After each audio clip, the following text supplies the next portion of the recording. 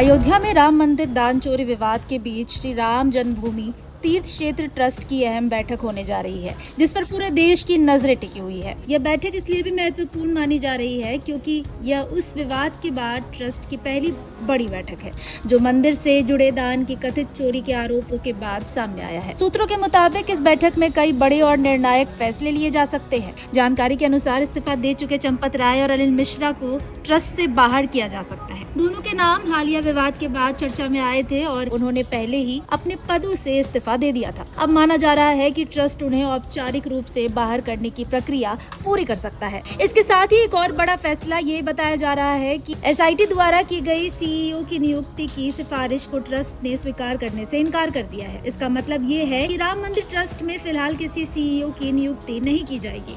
यह निर्णय ट्रस्ट की कार्यप्रणाली और प्रशासनिक ढांचे को लेकर एक अहम संकेत माना जा रहा है। यह भी माना जा रहा है कि ट्रस्ट के कोषाध्यक्ष गोविंद देवगिरी ने इस पूरे विवाद पर अपनी स्थिति स्पष्ट रखी है। उन्होंने कहा है कि राम मंदिर में श्रद्धालुओं द्वारा अर्पित किए जाने वाले चढ़ावे की गिनती की प्रक्रिया में उनकी कोई भूमिका नहीं थी। उन्होंने एक पत्र में लिखा कि इस पूरी प्रक्रिया की देखरेख स्थानीय ट्रस्टी करते थे। यह बयान ट्रस्ट की महत्वपूर्ण बैठक से ठीक एक दिन पहले सामने आया है, जिससे मामले को लेकर चर्चा और तेज हो गई है।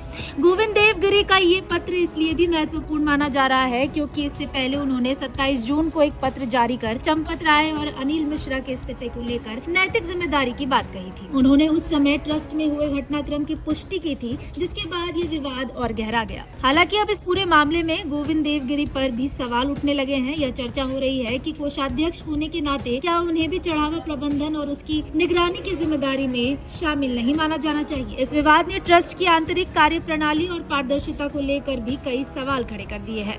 फिलहाल ट्रस्ट की बैठक पर सभी की निगाहें टिकी है क्योंकि ये बैठक न सिर्फ प्रशासनिक बदलावों के लिहाज से बल्कि राम मंदिर से जुड़े इस विवाद के भविष्य की दिशा तय करने के लिए भी अहम मानी जा रही है। फिलहाल इस जानकारी में इतना ही। ऐसे तमाम खबरों के लिए देखते रहिए भारत एक्सप्रेस।